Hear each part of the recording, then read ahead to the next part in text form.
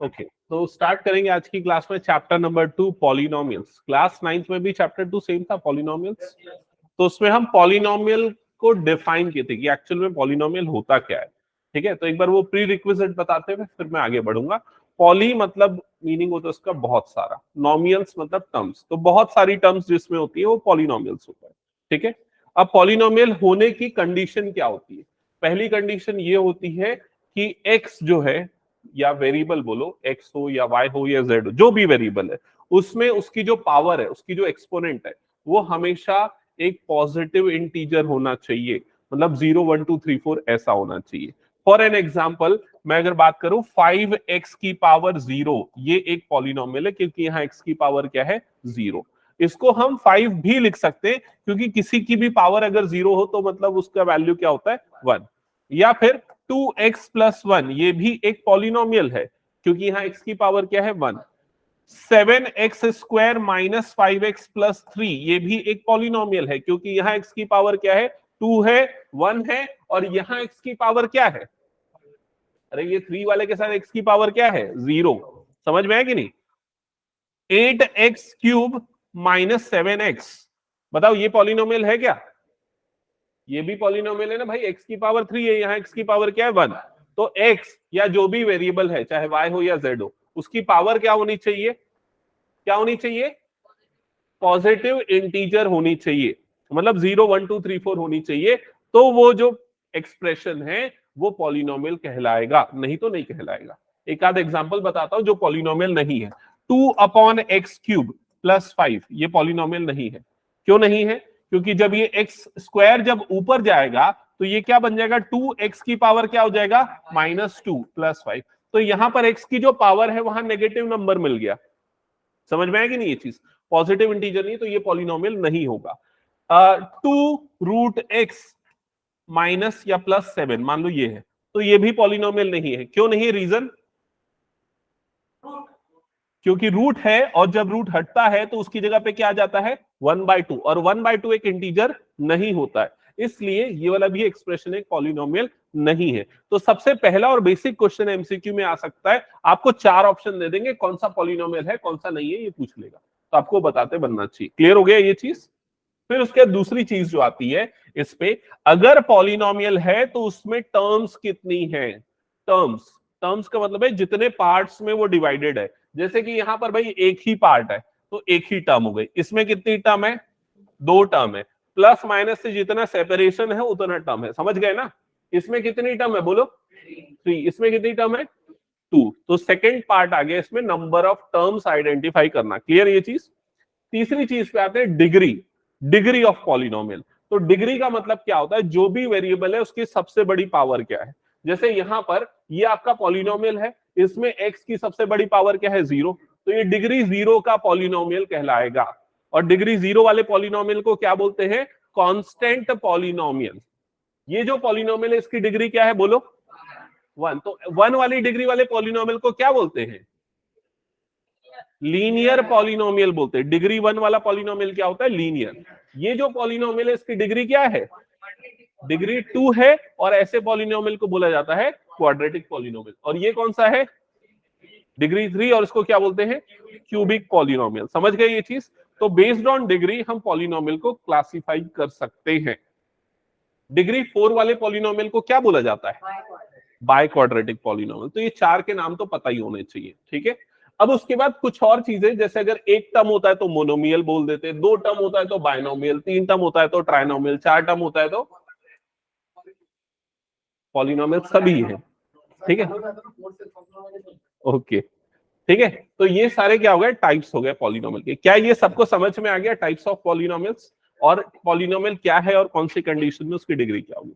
अब इसके बाद आते हैं पॉलिनोमियल के जीरोस पे। तो जीरोस, जैसे इधर आके बैठते यहां पर, जीरोस ऑफ पॉलिनोमियल, ये बहुत इंपॉर्टेंट है, इसको समझना। जीरोस ऑफ पॉलिनोमियल क्या होता है, यहां से इनफैक्ट हेडिंग डाल लो। और इसके पहले वाली भी जो चीजें मैंने बोल के बताई पूरी, अगर वो आप लोगों को पता है तो अच्छी बात है, नहीं पता है तो उसको नोट करने के लिए एक पेज छोड़ देना, और जो मैंने बताया ना रिकॉर्डिंग से, उसको देख के पूरा नोट डाउन कर लेना। क्लियर?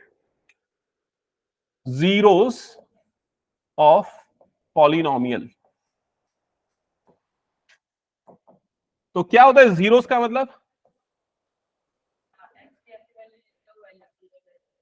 एक्स की ऐसी वैल्यू जिससे पॉलिनोमियल जीरो हो जाए। तो पॉलिनोमियल को यूजुअली ऐसे रिप्रेजेंट किया जाता है, पी ऑफ एक्स। पी लिखा, उसके ऑफ एक्स मतलब पॉलिनोमियल इन एक्स, मतलब ये एक्स वाले वेरिएबल का पॉलिनोमियल है। मान लो ये पॉलिनोमियल पी ऑफ एक्स की वैल्यू है x+5, ठीक है। तो इस पॉलिनोमियल का अगर जीरो पूछा जा रहा है कि इसका जीरो क्या है, तो आंसर क्या है? -5, क्योंकि -5 डालने पे ये पॉलिनोमियल क्या हो जाता है? जीरो हो जाता है। समझ में आया ये चीज? तो x is equal to -5 will be the zero of given polynomial, समझ गए ये चीज? हाँ जसदीप बताना जल्दी से। क्वेश्चन है p of y is equal to y+7। पता है इसका जीरो क्या होगा? जीरो मतलब y की कौन सी वैल्यू रखूंगा कि पॉलिनोमियल जीरो हो जाएगा?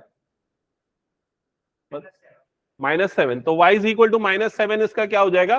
जीरो। देखो जीरो निकालने का एकदम सिंपल तरीका समझ लो, जिस भी पॉलिनोमियल का जीरो निकालना है उस पॉलिनोमियल को क्या कर दो? Equal to zero. समझ गए? फिर उसकी वैल्यू निकालो तो y की वैल्यू कितनी आ जाएगी? -7। ये उसका क्या हो जाएगा? जीरो हो जाएगा। क्लियर ये चीज? एक और पॉलिनोमियल दे रहा हूं, ठीक है। क्वेश्चन है, ध्यान देना, जिससे मैं पूछूंगा बार बार ना, x² - 25, ये एक पॉलिनोमियल है। सबसे पहला क्वेश्चन ये है कि ये कौन सी डिग्री वाला पॉलिनोमियल है? ये डिग्री 2 वाला पॉलिनोमियल है और इसको क्या बोलते हैं? क्वाड्रेटिक पॉलिनोमियल बोलते हैं। क्या ये क्लियर सभी को? अब इसके जीरोस निकालने हैं, है ना, जीरोस। तो जीरोस निकालने के लिए क्या करते हैं हम? पॉलिनोमियल को इक्वल्स टू क्या कर देते हैं? जीरो कर देते हैं। अब यहाँ पॉलिनोमियल मतलब क्या है हमारे पास? x² - 25, उसको क्या कर दिया? इक्वल टू जीरो कर दिया।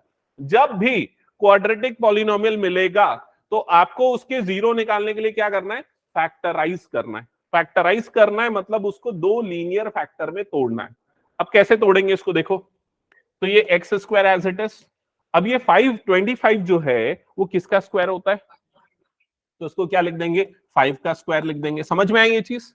अब a² - b² की आइडेंटिटी लगेगी। क्या होता है a² - b²?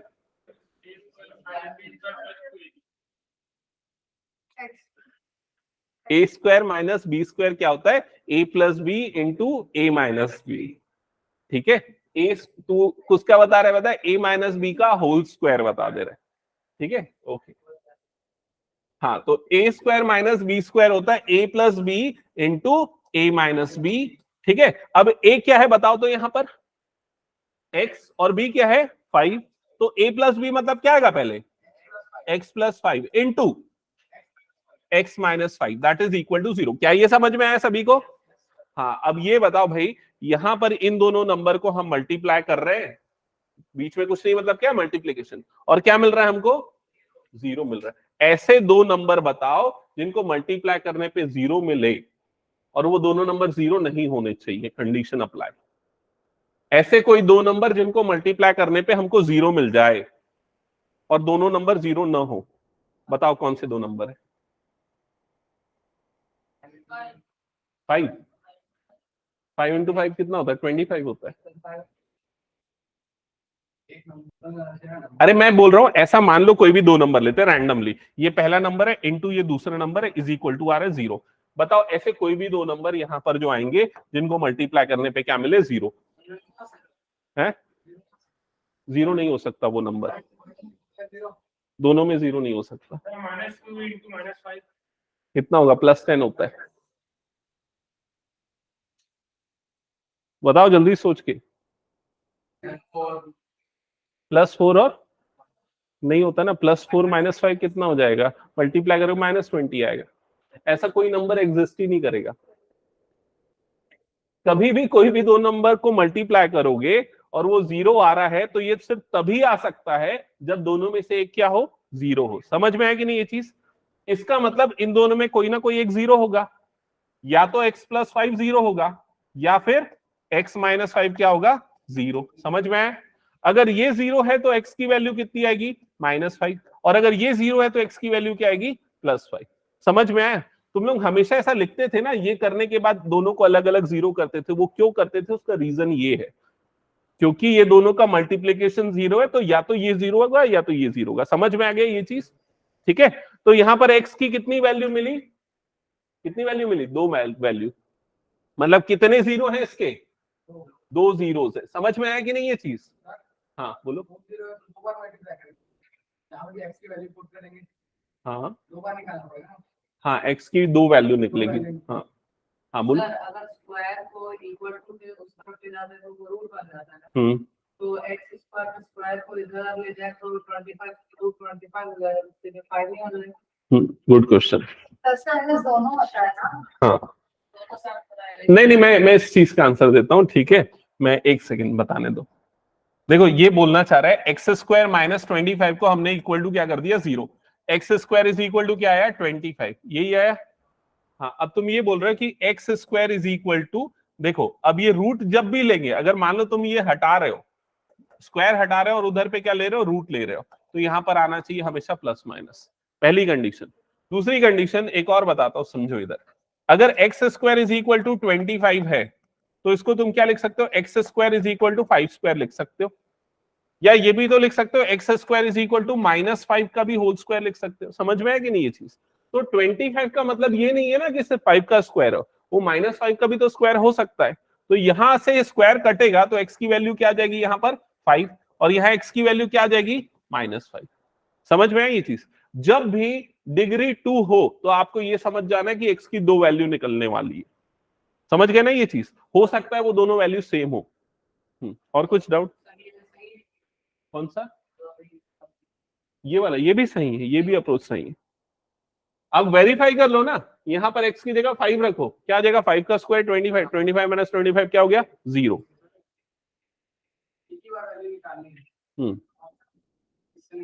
नहीं, हाँ ये दोनों चीज का मैं आंसर देता हूं, सुनो। कई बार क्या होता है ना, ऐसे क्वेश्चंस आते हैं जिसमें हमें x की दो वैल्यू मिल गई, ठीक है। अब मान लो ऐसा दे दिया हो कि x जो है किसी बच्चे की एज है, x की हमें दोनों वैल्यू मिल गई, तो क्या हम दोनों चीज को सही मानेंगे? हम सिर्फ ये पॉजिटिव वैल्यू लेंगे, क्योंकि एज कभी भी नेगेटिव नहीं हो सकती। तो सिचुएशन टू सिचुएशन डिपेंड करेगा, कई बार सिर्फ एक ही वैल्यू को लेना होगा, कई बार दोनों वैल्यू को लिया जा सकता है। क्लियर ये चीज? ओके। नहीं ऐसा नहीं, आपको क्वेश्चन वर्ड प्रॉब्लम में आता है यूजुअली ये सिचुएशन, तब आपको क्लियर हो जाएगा, ठीक है। हाँ अभी मैं जिस टॉपिक पे ये डिस्कशन कर रहा था पूरा, वो ये था कि अगर किसी पॉलिनोमियल में डिग्री 1 है, मतलब वो लीनियर पॉलिनोमियल है, तो उसके कितने जीरो निकलेंगे, सिर्फ एक जीरो निकलेगा, देखा ना यहाँ पर। और अगर किसी की डिग्री क्या है, 2 है, तो उसके कितने जीरोस निकलेंगे, दो जीरोस निकलेंगे। अगर क्यूबिक पॉलिनोमियल है, मतलब डिग्री 3 वाला पॉलिनोमियल है, तो कितने जीरोस होंगे, 3 जीरोस होंगे। समझ में आया ये चीज सभी को? तो जो जीरो है वो किसके ऊपर डिपेंड करता है, डिग्री के ऊपर डिपेंड करता है। क्लियर सबको ये चीज? अब आते हैं इस चीज पे कि भाई ये सब तो हो गया पॉलिनोमियल के बारे में, अब उसका क्या ग्राफ बन सकता है। तो हाँ, हर पॉलिनोमियल का या हर फंक्शन का ग्राफ बनाया जा सकता है। अब ग्राफ कैसे बनता है, तो फॉर एग्जांपल अब मैं यहां पर एक ले लेता हूं, कोई भी polynomial p of x is equal to, यही ले लेता हूं एक्स स्क्वायर माइनस 25, मान लो ये ले लेता हूं मैं, ठीक है, एक्स स्क्वायर माइनस 25 का, ठीक है। अब इसका ग्राफ बनाने के लिए ना, देखो हमने जीरोस तो निकाल लिए थे, क्या आए थे इसके जीरोस बताओ तो, एक्स इज इक्वल टू 5 और दूसरा क्या आया था -5, ये दो जीरोस आ गए थे, है ना। अब इसका ग्राफ बनाने के लिए हमको चाहिए एक एक्स एक्सिस और दूसरा क्या चाहिए, वाई एक्सिस। वाई एक्सिस में p ऑफ x की वैल्यू पुट होगी, एक्स एक्सिस में x की वैल्यू पुट होगी। यहां पर पहले ये दो पॉइंट मैं मार्क करता हूं। पहला पॉइंट कौन सा है, 5, कहां पर आएगा 5, ये एक्स एक्सिस में राइट साइड में आएगा, और -5 कहां पर आएगा, लेफ्ट साइड में, नेगेटिव एक्स एक्सिस में, ये दो जगह पे आएगा, ठीक है। अब अगर मैं x की जगह पे रखता हूं 5, तो p ऑफ x की वैल्यू बताओ क्या होगी, x की जगह मैं रखता हूं 5, तो p ऑफ x की वैल्यू क्या हो जाएगी, 0। मतलब कि 5 पे उसकी हाइट कितनी आ रही है, उस पॉलिनोमियल की वैल्यू कितनी आ रही है, 0। तो ये वाला पॉइंट कहां पर आएगा, इस जगह पे। समझे, ग्राफ ऐसे ही बनाते थे ना, x कोऑर्डिनेट y कोऑर्डिनेट। और अगर x की वैल्यू रखता हूं -5, तो y की p ऑफ x की वैल्यू क्या आएगी, फिर से 0 आएगी। तो ये वाला पॉइंट फिर से कहां पर आ गया, यहां पर।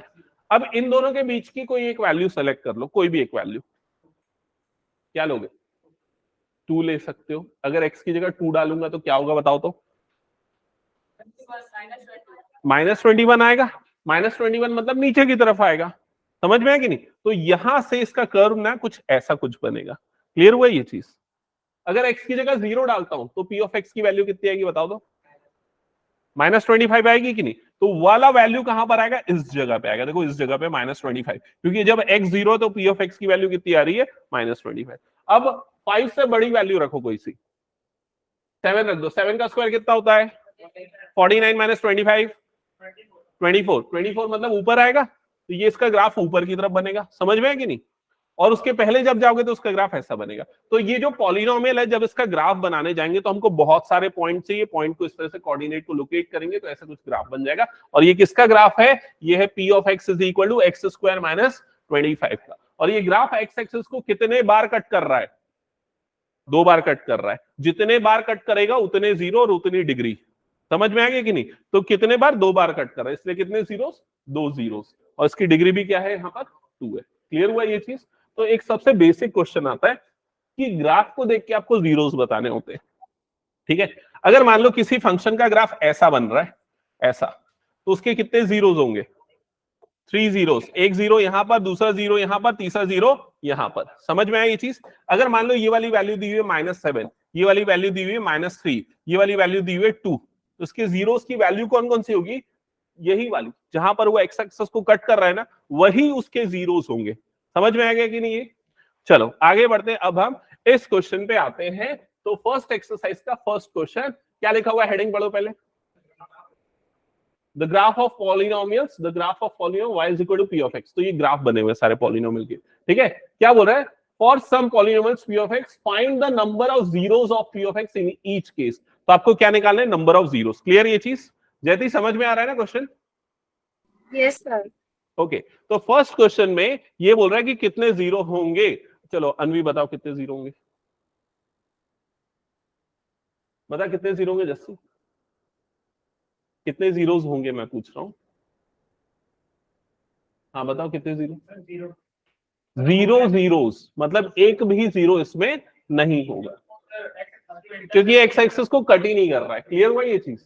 और जब भी कोई पॉलिनोमियल ऐसा बनता है, ऐसा मतलब इसको क्या बोलना चाहिए? क्या बोलना चाहिए? पैरेलल। ठीक है, किसके पैरेलल? लेकिन एक्स एक्सिस की वाई एक्सिस? एक्स के पैरेलल है ना भाई, ये तो एक्स एक्सिस के पैरेलल। तो जब भी कोई पॉलिनोमियल एक्स एक्सिस के पैरेलल बनता है तो वो पॉलिनोमियल कौन सा होता है? Linear, quadratic, cubic, constant? कौन सा होता है? कांस्टेंट पॉलिनोमियल होता है। क्लियर हुआ ये चीज? ये ध्यान में रखना ना। अगर मान लो किसी पॉलिनोमियल की इक्वेशन ऐसी है, p of x is equal to 5, बताओ इसके जीरोस कितने होंगे? कितने जीरोस होंगे इसके? कोई जीरो नहीं होगा ना भाई। अभी तो देखा ना कांस्टेंट पॉलिनोमियल का ग्राफ कैसा बनता है? ऐसा। एक्स एक्सिस को कट करेगा क्या? नहीं कट करेगा। तो कितने जीरोस होंगे? No zeros. क्लियर हुआ ये चीज? इसके बताओ कितने जीरोस है? एक ही जीरो है ना। देखो एक्स एक्सिस को एक ही जगह तो कट कर रहा है। क्लियर ये चीज? नेक्स्ट, इसके कितने जीरोस है? 3, 1 2 और ये 3। क्लियर सबको? नेक्स्ट, हाँ बताओ कितने जीरोस? 2। इसमें कितने जीरोस? 4। 1 2 3 4। नेक्स्ट, कितने जीरोस? 1 2 3, 3 जीरोस। हाँ, यहां पर ना, यहां पर ऐसा कर्व जाके ऐसा मुड़ रहा है ना, मतलब इस, नहीं वो नीचे नहीं जा रहा, वहीं पर जाके टर्न हो जा रहा है। मतलब एक्चुअली होगा क्या, ये इसकी डिग्री, एक सेकंड मेरी बात सुन लो। इसकी डिग्री क्या होगी पता है? 1 2 3 4 5। इसकी डिग्री 5 होगी, लेकिन इसके जीरो सिर्फ 3 निकलेंगे। क्यों पता है? क्योंकि दो जीरोस एक जैसे हो जाएंगे, दोनों जीरोस यहीं पर आएंगे। जैसे कई बार क्या होता है ना, इक्वेशन में एक एग्जांपल बताता हूं। जैसे x square minus 2x plus 1, मान लो ये अगर आपका पॉलिनोमियल है, इसके अगर जीरो निकालने जाओगे ना तो इसको पहले फैक्टराइज करना पड़ेगा। तो इसके दो फैक्टर आएंगे, एक x माइनस 1, दूसरा फैक्टर भी क्या आ जाएगा? x माइनस 1 ही आ जाएगा। समझ में? और जब x की वैल्यू निकालोगे ना तो दोनों वैल्यू या दोनों जीरोस क्या आएंगे? 1 आएंगे। तो ऐसी सिचुएशन में डिग्री 2 हो सकती है और इसमें जीरो सिर्फ एक ही मिलेगा जो रिपीट हो रहा है, सेम जीरो दूसरी बार आ रहा है। क्लियर हुआ ये चीज? तो वो देख के आपको अंदाजा हो जाएगा उसको, ग्राफ को। चलो स्टार्ट करते हैं अब। नेक्स्ट, यहां से इस चैप्टर से अगर देखा जाए ना तो पहला बेसिक क्वेश्चन इसमें से बनता polynomial degree, number of terms, इसके बेसिस पे। दूसरा क्वेश्चन बनता है उसके जीरोस के ऊपर जो कि क्वाड्रेटिक पे आते हैं। तो हेडिंग डालना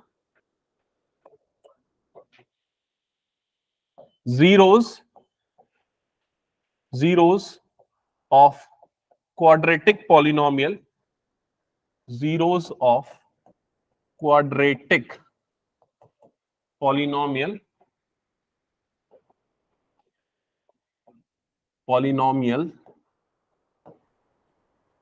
and their relation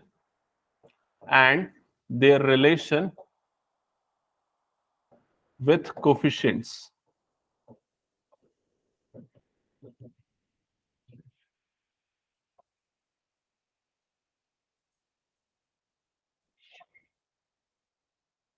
ठीक है। सो सबसे पहले क्वाड्रेटिक पॉलिनोमियल का स्टैंडर्ड फॉर्म होता है ax square plus bx plus c। ये क्वाड्रेटिक पॉलिनोमियल का एक स्टैंडर्ड फॉर्म है। इसमें कोफिशिएंट्स, ये जो वर्ड यूज हुआ है ना कोफिशिएंट्स, तो कोफिशिएंट्स किनको बोला जाता है? कोफिशिएंट्स होते हैं ये a b और c जो है ना, ये कोफिशिएंट्स है। ठीक है, दे आर कोफिशिएंट्स। लिख लो यहां पर, एक काम करो, कोफिशिएंट्स ये हो गए a b एंड c। और इनके जो जीरोस होते हैं, जीरोस, इनको रिप्रेजेंट किया जाता है अल्फा और बीटा से। अल्फा और बीटा इनके जीरोस होते हैं। ठीक है, मतलब दो जीरो निकलेंगे ना, क्वाड्रेटिक है इसलिए, तो पहला अल्फा, दूसरा होता है बीटा। अब जो रिलेशन होता है इन दोनों के बीच में, कोफिशिएंट्स और जीरोस के बीच में, वो ऐसा कुछ है जो मैं लिख रहा हूं, सम ऑफ जीरोस। इसका मतलब किनका सम? जीरोस कौन कौन से हैं? अल्फा और बीटा। मतलब सम ऑफ जीरोस मतलब किसके बारे में बात कर रहा है? Alpha plus beta is equal to minus b upon a. ठीक है, और दूसरा रिलेशन होता है प्रोडक्ट ऑफ जीरोस। इसका मतलब alpha into beta, that is equal to c by ए।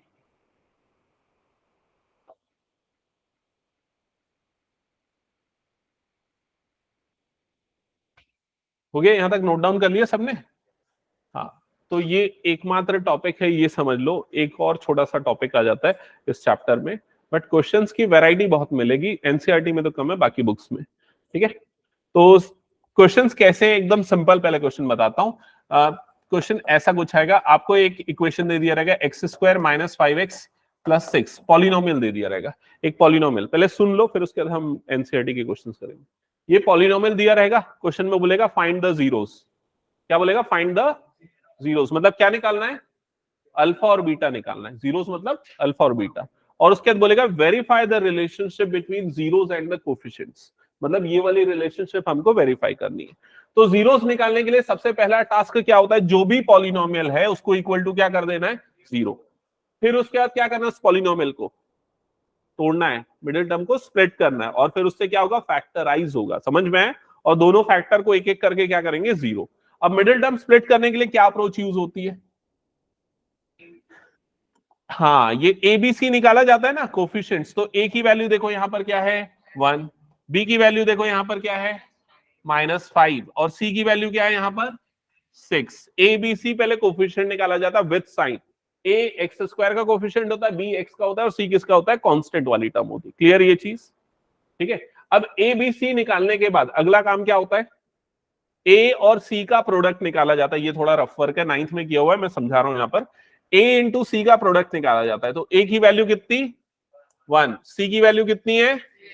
6। तो इन दोनों का प्रोडक्ट कितना आ जाएगा? 6 आ जाएगा। समझ गए ये चीज? अब इस प्रोडक्ट को ऐसे ब्रेक करना है, या 6 के ऐसे फैक्टर निकालना है जिनको ऐड करने पे कितना आ जाए? -5, बी के बराबर आ जाए। समझ में आई ये चीज? करेक्ट। -3 और -2। तो डिफरेंट फैक्टर बनेंगे, जैसे कि 6 इंटू 1 बनेगा, -6 इंटू -1 बनेगा, 2 इंटू 3 बनेगा, -2 इंटू -3 बनेगा। ऐसे अलग अलग फैक्टर बनेंगे। ये वाला फैक्टर लेंगे तो एडिशन कितना आ रहा है? 7। तो ये तब लेते जब यहाँ पर क्या होता है 7x होता। ये वाला लेंगे तो कितना आ जाएगा -7। ये तब लेते जब यहाँ पर क्या होता -7x होता, और इसमें क्या आ जाएगा +5x, लेकिन हमारे पास क्या है -5x। तो कौन सा पेयर हम यूज करेंगे, ये वाला, मतलब मिडिल टर्म किस में स्प्लिट होगा -2x -3x में स्प्लिट होगा। क्या ये समझ में है स्प्लिटिंग द मिडिल टर्म?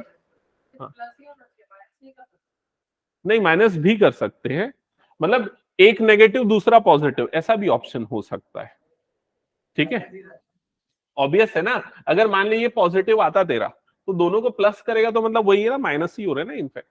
ठीक है, ये हो गया। इसके बाद अब हमने स्प्लिट कर दिया, अब हम पेयर बनाएंगे। तो फर्स्ट पेयर और ये सेकंड पेयर, फर्स्ट पेयर से क्या कॉमन निकलेगा?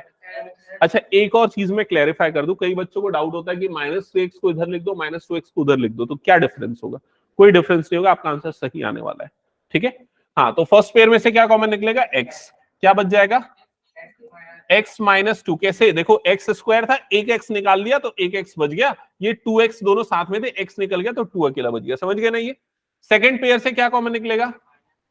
हाँ, सेकंड पेयर से ना ये ध्यान में रखना है हमको, ये माइनस है और ये क्या है प्लस है, तो हम माइनस साइन निकालेंगे पहले, और फिर 3 से दोनों टर्म्स डिवाइड हो सकते हैं तो इसलिए 3 भी निकलेगा। तो यहां पर माइनस और 3 दोनों निकल गया, मतलब क्या बच जाएगा x, और यहां पर 3 निकल गया मतलब 2 बचेगा। अब बीच का साइन हो जाएगा नेगेटिव। हाँ, नहीं निकल सकता, हाँ, तो 3 नहीं निकलना। ठीक है, जो भी हाईएस्ट कॉमन फैक्टर है उसी को निकालना है common. That is equal to क्या हो गया 0। यहां तक क्लियर सभी को? अब उसके बाद ये फर्स्ट पेयर, ये वाला जो पार्ट है इसको हम कॉमन निकालेंगे, x -2, तो दूसरा क्या बच जाएगा x -3, that is equal to क्या हो गया 0। अब दोनों को एक एक करके 0 करेंगे, एक बार x -2 को 0, एक बार x -3 को 0, तो x की एक वैल्यू क्या आ गई 2 और दूसरी वैल्यू क्या आ गई 3। एक अल्फा हो गया, अल्फा इज इक्वल टू 2, एक बीटा हो गया, बीटा इज इक्वल टू 3। क्या यहां तक सबको समझ में आ गया? तो फर्स्ट काम हो गया जीरोस निकालना। अब क्या करना है? रिलेशनशिप वेरीफाई करना है। तो रिलेशनशिप वेरीफाई करने के लिए आपको क्या क्या चीजें चाहिए? पहले चाहिए अल्फा प्लस बीटा की वैल्यू। तो बताओ अल्फा प्लस बीटा क्या आएगा 5, और वो किसके बराबर आना चाहिए -b/a के। तो यहां पर -b/a की वैल्यू निकाल लेते, तो ये माइनस b की वैल्यू कितनी है -5 डिवाइडेड बाय a की वैल्यू कितनी है 1, तो आंसर कितना आ जाएगा 5। तो देखो दोनों सेम आ गया। फिर अल्फा इंटू बीटा निकालेंगे, तो अल्फा इंटू बीटा क्या हो जाएगा? देखिए बताओ, अल्फा इंटू बीटा 6, और ये किसके इक्वल आना चाहिए c/a के। तो c/a की वैल्यू क्या होगी? तो c की वैल्यू कितनी है 6 और a की वैल्यू कितनी है 2, तो आंसर कितना आ जाएगा 3। नहीं, कुछ गलत किया क्या? 1 है ना? हाँ हाँ, सॉरी, 6/1 मतलब कितना आ गया 6। तो देखो alpha into beta is equal to क्या हो गया c/a। समझ गए ना? तो क्या करना है, मिडिल टर्म स्प्लिट करके फैक्टराइज करना है, x की वैल्यू निकालना है, उसको बोलेंगे जीरोस अल्फा और बीटा, और फिर ये रिलेशनशिप वेरीफाई करना है। ये फॉर्मूला लिख लिया सबने? स्टार्ट करें क्वेश्चंस? ओके, चलो स्टार्ट करो क्वेश्चन नंबर 1 ऑनवर्ड्स। ये हेडिंग वही है ना, find the zeros, verify the relationship between zeros and the coefficients. फटाफट स्टार्ट करो।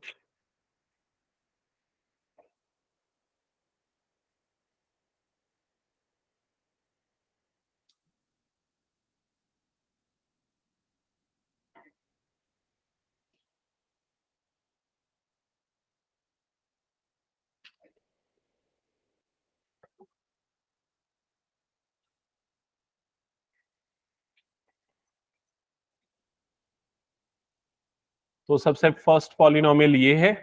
सबसे पहला काम क्या करोगे, एबीसी कोफिशिएंट्स आइडेंटिफाई कर लोगे। तो ए की वैल्यू आ गई 1, बी की वैल्यू आ गई -2, सी की वैल्यू आ गई -8। एबीसी हमने निकाल लिया। ठीक है, फिर उसके बाद क्या काम करना रहता है, ए इंटू सी निकालना होता है। तो 1 इंटू -8 मतलब कितना आ जाएगा ये -8। ठीक है, अब ऐसे फैक्टर निकालो -8 के जिनको की ऐड करने पे कितना आ जाए -2 आ जाए। ठीक है, हाँ, तो 8 के फैक्टर बताओ कौन कौन से? -4 और +2। तो ये हो जाएगा -4 और +2।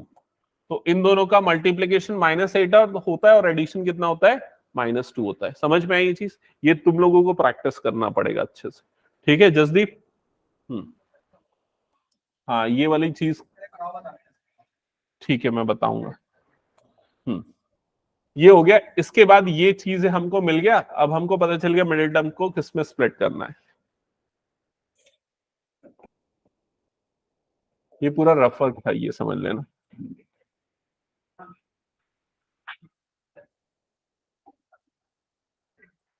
ओके, सो एक्स स्क्वायर, अब ये -2x जो है स्प्लिट होना है इसमें, -4x और +2x में, और लास्ट में कितना है यहाँ पर -8, और उसको इज इक्वल टू करेंगे 0, क्योंकि हम जीरोस निकाल रहे हैं। ये क्लियर हो गया सभी को? अनुष्का क्लियर? हाँ। अब इसके बाद पेयर बनाएंगे, तो फर्स्ट पेयर में से क्या कॉमन निकलेगा? x, और सेकेंड पेयर में से फर्स्ट पेयर, चलो फर्स्ट पेयर में से x निकाल लिया पहले हमने कॉमन, ठीक है। तो ब्रैकेट के अंदर क्या बच जाएगा? x -4, correct. सेकेंड पेयर से क्या कॉमन निकलेगा? x कैसे निकल सकता है भाई? +2 निकलेगा ना। तो यहां पर 2 निकल गया, तो क्या बच जाएगा? x माइनस, यहां पर क्या बच जाएगा? 8 नहीं भाई, 4 बचेगा ना। 8 को 2 से डिवाइड कर दो, समझ में? दैट इज इक्वल टू कितना हो गया? 0। अब यहां पर देखो, ये एक हो गया और ये दूसरा हो गया, ठीक है। दोनों टर्म्स यहां से कॉमन निकल सकती, तो हमने x -4 को निकाल दिया कॉमन, ठीक है। तो यहां पर क्या बच जाएगा? x +2 इज इक्वल टू क्या हो गया? 0। समझ में आई ये चीज? अब क्या करेंगे? अब दोनों को एक एक करके 0 करेंगे ना। x +2 को फिर इक्वल टू क्या करेंगे? 0। तो x की एक वैल्यू क्या आ जाएगी? 4, और x की दूसरी वैल्यू क्या आ जाएगी? -2। क्या ये क्लियर सभी को? अब ये मिल गया हमको जीरोस, अल्फा और बीटा। तो अल्फा इज इक्वल टू मिल गया है 4, और बीटा इज इक्वल टू मिल गया है -2। अब आते हैं रिलेशनशिप वेरीफाई करने के लिए, ठीक है। अनुष्का हो गया, बन गया? नेक्स्ट स्टार्ट करो बनाना। तो रिलेशनशिप वेरीफाई करने के लिए अब हम पहले रिलेशनशिप लिख देते। Alpha plus beta is equal to क्या होता है? -b/a। तो उसके लिए हम अल्फा प्लस बीटा की वैल्यू निकालते हैं। तो क्या हो जाएगा? 4 + -2, कितना बनेगा ये? 2। समझ में आ रहा है ये चीज? और उसके बाद फिर निकालते हैं -b/a की वैल्यू। तो -b/a, तो देखो ये b है और ये a है, तो -b/a मतलब ये हो जाएगा -2/1, तो ये आ जाएगा 2। नहीं आया समझ में? बनाओ, चलो नेक्स्ट नेक्स्ट नेक्स्ट चालू कर लो। बुक है ना, ओपन करो। हाँ क्या ये बन गया पूरा? इसका रिलेशनशिप वेरीफाई किया? अरे भाई ये करना पड़ेगा ना तेरे को, ये वाला काम। कौन सा वाला काम? Alpha plus beta is equal to -b/a, ये करना पड़ेगा ना पहले। तो पहले अल्फा प्लस बीटा निकाला, तो अल्फा क्या आया था तेरा 4, और बीटा कितना आया था? -2। तो 4 और फिर प्लस लिख के क्या लिखा? -2, समझा? अब ये प्लस माइनस क्या हो जाएगा? माइनस। 4 - 2 कितना आएगा? 2, समझा कि नहीं? फिर उसके बाद -b/a के इक्वल आना चाहिए, ये है ना रिलेशनशिप। तो -b/a, तो ये लगा माइनस, और b की वैल्यू देख कितनी है? b की वैल्यू कितनी है? -2। तो ये माइनस और -2/a की वैल्यू कितनी है? 1। तो माइनस माइनस क्या हो गया? प्लस हो गया। तो 2/1 मतलब कितना आ गया? 2। तो यहाँ तेरा रिलेशनशिप जो है वेरीफाई हो गया। समझ में है? ये पहला रिलेशन है। दूसरा रिलेशन क्या है? पूरा बोलना। अरे पूरा c/a नहीं, alpha into beta is equal to c/a, ये है सेकेंड वाला रिलेशन। तो क्या करना पड़ेगा इसके लिए? पहले क्या निकालना है? क्या निकालना है? अल्फा इंटू बीटा निकालना पड़ेगा। अल्फा की वैल्यू, बीटा की वैल्यू मल्टीप्लाई करो, कितना आएगा? -8 आएगा ना। और c/a निकालो। अब c की वैल्यू देख के बताओ। -8/a की वैल्यू 1, तो ये भी कितना आ गया? -8। तो देखो दोनों सेम आया कि नहीं? हो गया ये सेकंड रिलेशन वेरीफाई। समझ गए ना क्या करना है? चलो अब नेक्स्ट क्वेश्चन बनाना चालू करो। ये नेक्स्ट।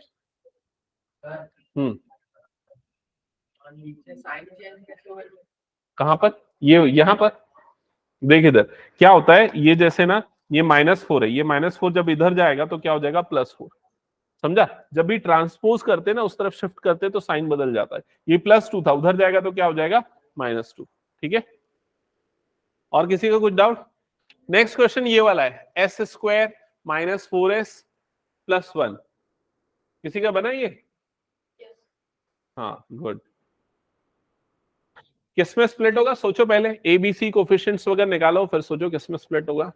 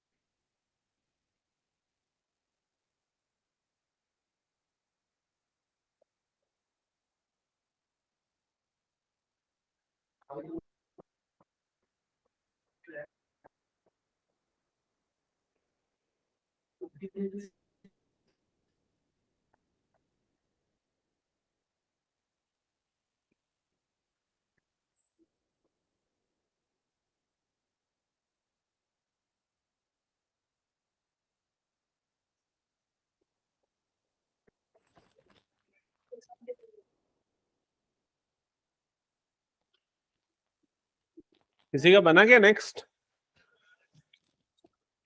हो गया, आ गया आंसर? कौन सा बना रहा है?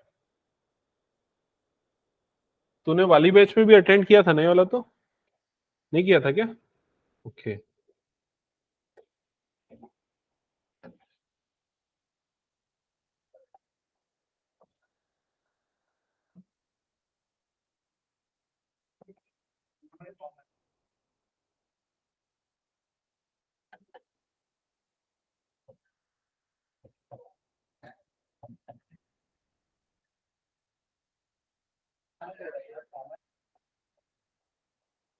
हाँ, तो एक बार चेक करते चलो। सबसे पहले ये पॉलिनोमियल को इक्वल टू 0 कर दिया, फिर उसका कोफिशिएंट्स निकाले। क्या क्या है कोफिशिएंट्स वो? अरे कोफिशिएंट मतलब एबीसी होते हैं भाई। 4 माइनस 4 और 1 ये निकाल लिए ना। फिर उसके बाद क्या करना रहता है? a इंटू सी। तो क्या आएगा? a की वैल्यू कितनी? 4, c की वैल्यू कितनी? 1, तो मल्टीप्लीकेशन क्या आ जाएगा? 4। समझ गए? अब इस 4 को ऐसे तोड़ना है कि जिसको जोड़ने पे क्या है? -4 आए। समझ गए? तो किसमें स्प्लिट होगा? 2 टूजा कितना होता है? 4, और दोनों को ऐड करने पे भी कितना आएगा? 4, लेकिन आना क्या चाहिए? -4। -2 और -2, -2 इंटू 2 करेगा तो ऐड करने पे तो 0 आ जाएगा ना।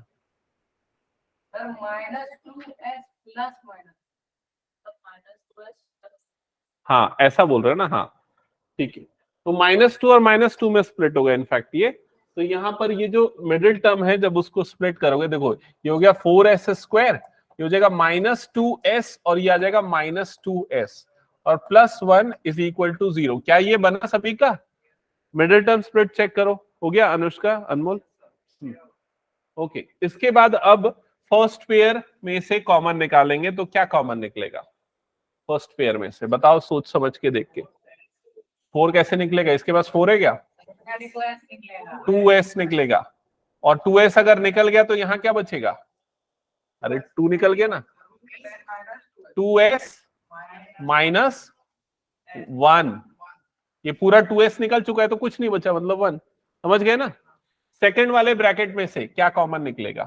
कुछ भी नहीं निकल सकता है, लेकिन माइनस इधर है, इधर प्लस है, हमको साइन उल्टा चाहिए, तो क्या निकालोगे? -1 निकाल लोगे कॉमन। समझ में आया कि नहीं ये चीज? तो -1 निकला तो ये क्या हो जाएगा? +2s हो जाएगा, और ये क्या हो जाएगा? -1 इज इक्वल टू 0। क्या ये स्टेप क्लियर है सभी को? अब ये 2s - 1 जो यहां पर है और जो 2s - 1 यहां पर है, इन दोनों को मिला के एक बार में लिख देते 2s - 1। तो अब क्या बच गया? यहां पर 2s बचा, और यहां पर क्या बच गया? -1। तो 2s - 1 that is equal to क्या हो गया? 0। क्लियर है यहां तक? अब दोनों को एक एक करके 0 बनाते हैं। तो क्या करेंगे, एक बार 2s माइनस 1 को 0 बनाएंगे, दूसरे बार भी वही है 2s माइनस 1 को 0 बनाएंगे। तो यहां से 2s की वैल्यू आ जाएगी 1 और s की वैल्यू आ जाएगी 1/2। यहां से 2s की वैल्यू 1, s की वैल्यू 1/2। तो ये s की दोनों वैल्यू सेम आ रही है, मतलब अल्फा की वैल्यू भी 1/2 है और बीटा की वैल्यू भी 1/2। समझ में आ गया यहां तक? ये करने के बाद क्या करना है, अगला काम रिलेशनशिप वेरीफाई। चलो जल्दी बनाओ, कौन सा बना रहा है? ओके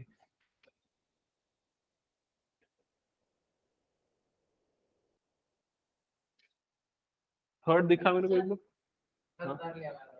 नहीं कर रहा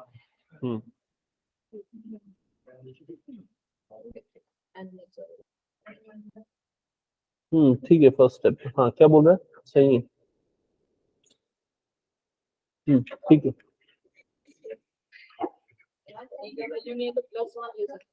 कुछ भी मतलब इसमें मिडिल टर्म स्प्लिट करने की जरूरत ही नहीं है, सीधा 4u को कॉमन ले ले और उसको इक्वल्स टू 0 कर दे। हम्म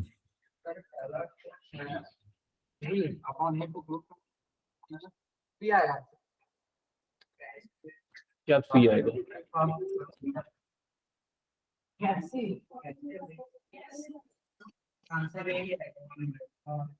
क्या बोलना चाह रहा है, मैं नहीं समझा। यहां तक हो गया तेरा? इसके बाद क्या करना है पूछता है क्या? इसके बाद वो रिलेशनशिप में क्या आता है, सबसे पहले अल्फा प्लस बीटा आता है। तो पहले अल्फा प्लस बीटा निकालेगा तो 1/2 ऐड करेगा, कितना होगा? हाँ ऐड करना है, हाँ 1 आएगा।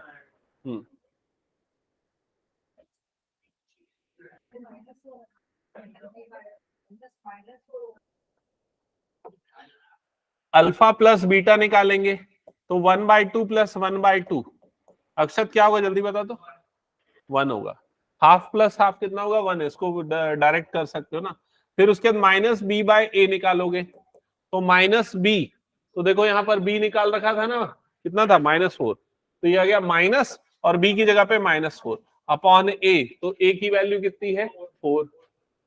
तो ये आ जाएगा 4/4, मतलब ये भी कितना हो गया? 1 हो गया। ये वाला दोनों पार्ट इक्वल। अब उसके दूसरा वाला क्या बच गया? अल्फा इंटू बीटा, तो 1/2 इंटू 1/2 कितना हो जाएगा? ये 1/4। ये किसके इक्वल आना चाहिए? सी बाय ए के। तो सी की वैल्यू क्या है चेक करो, 1, और ए की वैल्यू क्या है? 4। तो ये कितना आ जाएगा? 1/4। दैट्स इट, ये दोनों भी इक्वल आ गया। किसी को कोई डाउट तो पूछ लो। जसदीप समझ में आए, बता क्या डाउट है, पूछना क्या प्रॉब्लम है।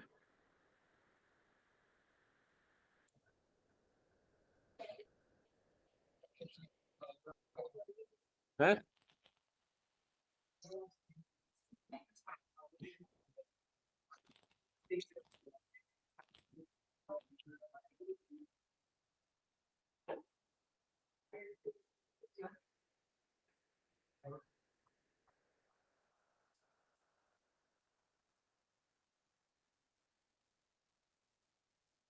हटा दो, नेक्स्ट क्वेश्चन करें क्या? Yes sir. ओके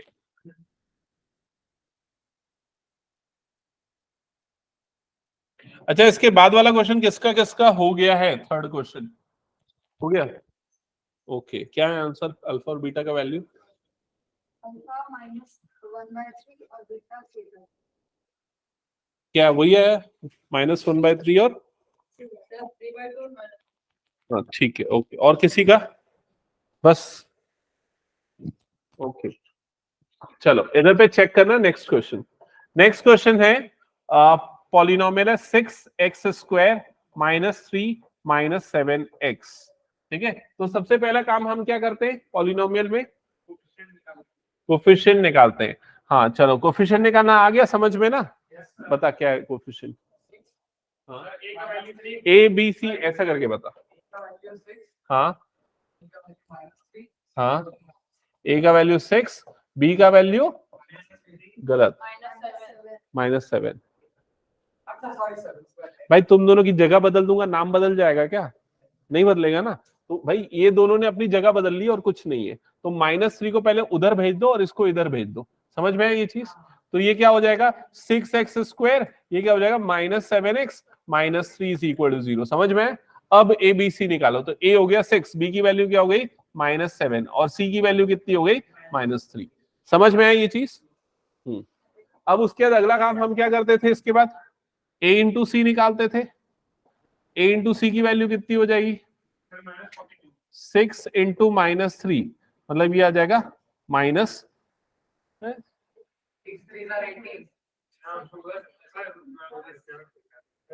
तो सुन नहीं रहा था क्या जब मैं बोल रहा था तब? हाँ, कितना आ जाएगा -80। ठीक है, वैसे इसको मल्टीप्लाई नहीं करे तो ज्यादा अच्छा रहता है। मैं बताऊं क्यों? क्योंकि मल्टीप्लाई करके ना अल्टीमेटली हमको फैक्टर निकालना होता है। तो ये माइनस को अलग छोड़ो, 6 को कैसे लिख सकते हैं 2 इंटू 3 लिख सकते हैं, और ये 3, तो ये देखो हमने क्या कर दिया इसके फैक्टराइज कर दिया। ठीक है, अब इससे बड़ा आसान होता है कौन से फैक्टर को सेलेक्ट करना है वो डिसाइड करना। ठीक है, तो क्या आना चाहिए -7 आना चाहिए, तो कौन सा फैक्टर को लेने पे -7 आएगा? अगर मैं इन दोनों को लूं 3 2 सा कितना हो जाएगा 6 और 3 एडिशन 9 सब्सट्रैक्शन 3, तो नहीं होगा। और दूसरा कौन सा बच गया 3 इंटू 3 कितना हो गया 9, 9 -2 कितना हो जाता है 7, लेकिन क्या चाहिए -7, तो नेगेटिव जो है वो 9 के साथ होना चाहिए और पॉजिटिव जो है वो किसके साथ होना चाहिए 2 के साथ। तो किस में स्प्लिट होगा ये 2 इंटू -7 में स्प्लिट होगा। समझ में है कि नहीं ये चीज? नहीं उल्टा लेगा 2 इंटू -9 होगा। ठीक है, तो अब इसको मैं लिखता हूं, हाँ अभी ये स्प्लिट किया ना मैंने, तो बस ये पेयर्स बनाए ना, a इंटू सी है ना, a इंटू सी को निकाला है अभी मैंने तो सिर्फ। अब जब स्प्लिट करूंगा तब ऐसा लिखाएगा 6x² क्या हो जाएगा +2x -9x -3 = 0। समझ में आया ना ये? अब पेयर बनाएंगे, तो फर्स्ट पेयर बताओ क्या कॉमन निकलेगा 2x, करेक्ट। 2x कॉमन निकला, अब क्या बचेगा ब्रैकेट के अंदर 3 और x बचेगा। समझ गए ना, 6 को डिवाइड कर दो 2 से तो क्या बचेगा 3, एक x निकल चुका है तो एक x बच गया, और यहां पर प्लस की माइनस, जल्दी बोलो। प्लस रहेगा ना भाई, और क्या बचेगा यहां पर बता 1। ठीक है, अब इन दोनों से क्या कॉमन निकलेगा, नहीं -3, क्योंकि दोनों के पास माइनस है और दोनों 3 से डिवाइड हो सकते हैं, तो -3। अब क्या बचेगा यहां पर, माइनस निकल चुका है मतलब पॉजिटिव हो जाएगा, और 9 को 3 से डिवाइड कर दो 3x, करेक्ट। यहाँ -3 निकल चुका है तो क्या बच जाएगा +1 = 0। समझ में है ना ये पूरा? अब देखो ये वाला फर्स्ट वाला, हाँ 3x + 1 ये कॉमन निकला, तो दूसरा क्या आ जाएगा 2x - 3 that is equal to 0। Clear ये चीज? अब दोनों को एक एक करके 0 कर दे, 3x + 1 को 0 किया, एक बार 2x - 3 को 0 किया, तो यहां से 3x की वैल्यू क्या आ जाएगी -1, x की वैल्यू क्या आ जाएगी -1/3। समझ गए ना? यहां से 2x की वैल्यू कितनी हो जाएगी 3 और x की वैल्यू कितनी हो जाएगी 3/2। तो ये मिल गए आपको दोनों जीरोस, अल्फा और बीटा, अल्फा 1/3 और बीटा 3/2। रिलेशनशिप वेरीफाई करने के लिए क्या करना होता है, अल्फा प्लस बीटा निकालना होता है। कितना है अल्फा प्लस बीटा 1/3 + 3/2। कितने बच्चे ये फ्रैक्शंस का एडिशन कर सकते हैं, हाथ उठाओ जल्दी से। ठीक है ठीक है ठीक है, ओके। हाँ बताओ कैसे होगा। हाँ अच्छा ये माइनस है ना, सॉरी सॉरी ये माइनस है, हाँ करेक्शन कर लो भाई, ये -1/3। हाँ बता एलसीएम निकालते हैं। एलसीएम क्या आ जाता है, जिसको नहीं आता इधर समझ लेना ना, फिर बार बार रिपीट नहीं करूंगा, एकदम बेसिक है। हाँ एलसीएम क्या आएगा, एलसीएम 6। तो डिनोमिनेटर का हमने एलसीएम निकाला, लीस्ट कॉमन मल्टीपल मतलब जो दोनों की टेबल में आने वाला सबसे छोटा नंबर है। ठीक है 6 आ गया, फिर क्या करते हैं,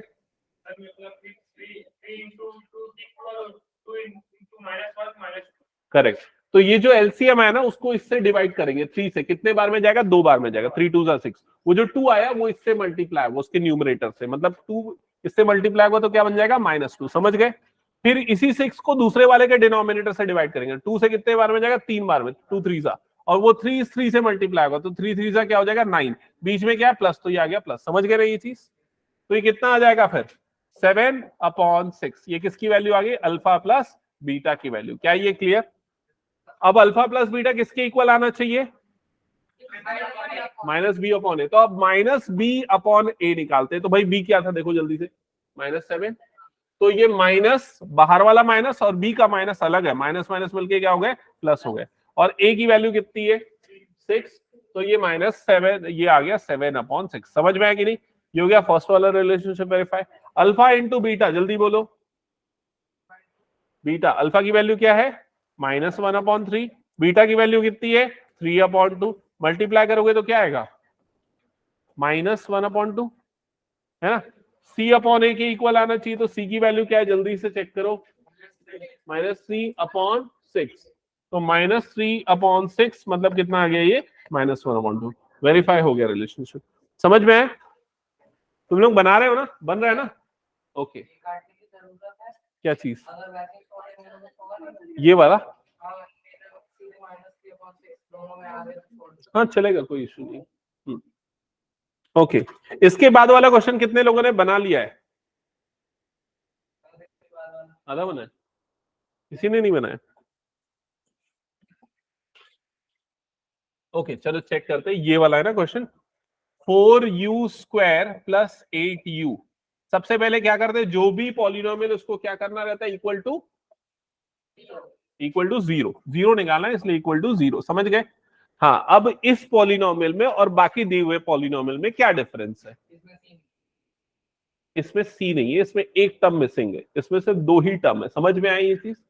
तो सुन लो मेरी बात ध्यान से, जब भी 2 टर्म वाले क्वेश्चन होंगे तो 2 तरह के होंगे। 2 तरह के कैसे? 2 तरह के मैं एक बार लिख के बताता हूं। जैसे ax² + bx + c, ये 3 टर्म होता है ना, तो इसमें 2 सिचुएशन हो सकती है। एक तो ये कि खाली ax² + c वाला टर्म आए, ये वाला है। दूसरा क्या हो सकता है, या ax² + bx वाला टर्म आए, मतलब बीच वाला टर्म गायब हो सकता है या आखिरी वाला गायब हो सकता है। पहला वाला कभी गायब नहीं होगा। क्यों? क्योंकि वो क्वाड्रेटिक नहीं होगा ना, फिर वो लीनियर बन जाएगा। समझ में आया कि नहीं ये चीज? तो या तो ये हो सकता है या तो ये हो सकता है, ये 2 सिचुएशन हो सकते हैं। अगर ये वाला सिचुएशन है, ये वाला सिचुएशन, तो हमेशा यहाँ पर माइनस आएगा, ये ध्यान में रखना। कभी भी वो प्लस के साथ नहीं देगा। अब क्यों नहीं देगा उसका रीजन मैं बताऊंगा आगे आने वाली क्लासेस में, पता चल जाएगा। और जब ये वाला सिचुएशन होगा तब कैसे सॉल्व करना है, तो वो अभी यहाँ पर हम देखेंगे। ये सिचुएशन यहाँ पर है, समझ में आ रहा है कि नहीं ये चीज? तो हम मिडिल टर्म को स्प्लिट क्यों करते थे पता है? ताकि हम पेयर बना सके। पेयर बनेगा तो क्या होगा? फैक्टराइज होगा। ऑब्जेक्टिव क्या? फैक्टराइज करना है। यहां तुमको वो करने की जरूरत ही नहीं है, यहां फैक्टराइज डायरेक्टली हो जाएगा, क्योंकि यहीं पर कॉमन निकल के फैक्टर बन जाएंगे। क्या कॉमन निकलेगा बताओ? 4 और u, ये दोनों कॉमन निकल जाएगा। यहां से 4u कॉमन निकलेगा तो क्या बचेगा? u प्लस यहां पर क्या बच जाएगा? 2। समझ में है कि नहीं? 4 8 से डिवाइड कर दो 4 को, तो क्या आ जाएगा? नहीं, 8 को डिवाइड कर दो 4 से, तो क्या आ जाएगा? 2। और इज इक्वल टू क्या हो गया? 0। यहां तक क्लियर हुआ सभी को? हाँ। अब ये करने के बाद भाई फैक्टर क्या है तुम्हारे, ये बता दो। एक फैक्टर क्या है? 4u। दूसरा फैक्टर क्या है? u + 2। तो एक बार 4u को 0 करोगे, एक बार u + 2 को 0 करोगे। समझ गए? तो यहां से u की वैल्यू क्या आएगी? ये बहुत सारे बच्चे गलत आंसर करते हैं, तो इसलिए सुन लो। ये 0/4 होगा, और 0 के अपॉन में कुछ भी आता है तो क्या होता है? 0। समझ गए ना? याद रख लो, 0/4 मतलब कितना हो जाएगा? 0। तो u की एक वैल्यू क्या आ गई? 0। यहां से दूसरी वैल्यू निकालेंगे तो u इज इक्वल टू, ये उधर जाएगा तो क्या हो जाएगा? -2। तो u की दूसरी वैल्यू क्या हो गई? -2। समझ गए? मतलब अल्फा हो गया 0 और बीटा क्या हो गया? -2। तो ये 2 वैल्यू मिल गई आपको, 2 जीरोस मिल गए। क्लियर? अभी एक काम इसमें हमने किया नहीं था, या छोड़ दिया था, या जो भी बोलो। जो सबसे पहला काम होता है क्या होता था? कोफिशिएंट निकालना, एबीसी निकालना। तो एबीसी की वैल्यू तुम लोग बताओ, देख के सोच समझ के। ए की वैल्यू 4, बी की वैल्यू, सी की वैल्यू 0। समझ में आई ये चीज? जो टर्म नहीं है वो 0 है। ठीक है? अब उसके बाद रिलेशनशिप, तो पहला रिलेशनशिप क्या था? Alpha plus beta. तो अल्फा प्लस बीटा निकालो, दोनों को ऐड करो, क्या आएगा बताओ जल्दी? -2 आ जाएगा। अल्फा 0 है, बीटा -2 है, दोनों का एडिशन कितना आएगा? -2। फिर उसके बाद अल्फा इंटू बीटा किसके बराबर होना चाहिए? -b/a के बराबर होना चाहिए। तो यहाँ पर माइनस b की वैल्यू कितनी है? 8। तो माइनस और ये 8 अपॉन a की वैल्यू कितनी है? 4। तो कितना आ जाएगा ये? -2, यही आएगा। फिर उसके बाद अल्फा इंटू बीटा निकालेंगे, तो alpha into beta, alpha 0 beta -2, तो 0 इंटू कुछ भी हो तो क्या आ जाएगा? 0 आता है। ये याद रखना, 0 अपॉन कुछ भी तो 0, 0 इंटू कुछ भी तो मतलब 0, ठीक है। कुछ भी अपॉन 0 मतलब नहीं, इनफाइनाइट। कुछ भी अपॉन 0 मतलब 0 अगर नीचे आ गया ना तो इनफाइनाइट हो जाता है, नॉट डिफाइन होता है। क्लियर? तो अल्फा इंटू बीटा ये हो जाएगा। अब अल्फा इंटू बीटा किसके इक्वल आना चाहिए? c/a के। तो c की वैल्यू क्या है जल्दी देखो, 0 अपॉन a। तो a कुछ भी हो मतलब ये क्या आ जाएगा? 0। समझ गए ना? तो ये रिलेशनशिप वेरीफाई हो गया, ठीक है। हटा दो इसको मैं। अब एक लास्ट क्वेश्चन हम और कर लेते हैं, वो ये वाले सिचुएशन वाला, जब बीच वाली टर्म गायब हो जाए और पहली और आखिरी वाली टर्म हो, ठीक है, तो सारी वैरायटी कवर अप हो जाएगी। इसको हटा दो, क्या हो गया? तो नोट नहीं किया ना तो फिर उसको देख लेना तुम लोग रिकॉर्डिंग्स वगैरह से, या तो फिर इसमें से पीडीएफ में सेव कर दूंगा। हाँ देखो ये वाला क्वेश्चन आ गया, t² -15, ठीक है। अब देखो बीच वाली टर्म यहां पर नहीं है, तो कोफिशिएंट पहले देख लेते हैं। a का वैल्यू बता दो कितना है, b का वैल्यू b 0 है, और c का वैल्यू है -15। क्लियर? अब ऐसे क्वेश्चन को सॉल्व करने के लिए जो सबसे फर्स्ट अप्रोच होती है, मैं बता रहा हूं क्या करना है। ये t² जैसा है वैसे लिखो, माइनस ये जो भी नंबर लिखा है उसमें रूट लगा दो। क्या लगा दोगे? रूट। और उसके बाद उसका स्क्वायर कर दोगे, तो क्या मिलेगा? रूट करके स्क्वायर करोगे तो क्या मिलेगा? तो वही मिलेगा जो नंबर है। समझ में है कि नहीं? मतलब तुम लोगों ने कुछ गलत नहीं किया है, तुम लोगों ने वही चीज को दूसरे तरीके से लिखा है। अब ऐसा लिखने से फायदा क्या होगा और क्यों लिखा? तो फायदा क्या होगा और क्यों लिखा वो देख के बताओ। ये इसमें कोई आइडेंटिटी लगेगी क्या? कौन सी? a + b × a - b। कौन सा? देखो a² - b², याद आया? तो क्या होगा? a + b मतलब क्या हो जाएगा? t + √15 a + b × a - b मतलब t - √15 इज इक्वल टू क्या हो जाएगा? 0। समझ गए? तो अब दोनों को एक एक करके 0 करेंगे, दोनों को एक एक करके 0 करेंगे, तो उससे t की 2 वैल्यू मिलेगी। बताओ जब इसको 0 करेंगे तो t की वैल्यू क्या आएगी? -√15, यही आएगी। और जब इसको 0 करेंगे तो t की वैल्यू क्या आएगी? +√15। समझ में? तो अल्फा की वैल्यू हो गई -√15 और बीटा की वैल्यू हो गई +√15। क्लियर ये चीज? अब आते हैं रिलेशनशिप वेरीफाई करने के लिए। तो रिलेशनशिप में सबसे पहले क्या आता है? Alpha plus beta. तो अल्फा प्लस बीटा बताओ कितना होगा? अल्फा प्लस बीटा 0, क्योंकि -√15 और +√15 ऐड होगा तो क्या आ जाएगा? 0। फिर ये किसके इक्वल होना चाहिए? -b/a के। तो माइनस, अब b की वैल्यू क्या है देख लो, 0 अपॉन 1, तो कितना आ जाएगा ये? 0। फिर अल्फा इंटू बीटा निकालेंगे, तो अल्फा की वैल्यू -√15 और बीटा की वैल्यू +√15। दोनों जब मल्टीप्लाई होंगे तो प्लस इंटू माइनस मतलब क्या हो जाएगा? -15, क्योंकि √15 तो रूट कट जाता है, तो क्या आ जाएगा? ये 15। और ये किसके इक्वल आना चाहिए? c/a के। तो c की वैल्यू अपॉन 1 मतलब कितना आ जाएगा? -√15। क्या ये समझ में आया सभी को?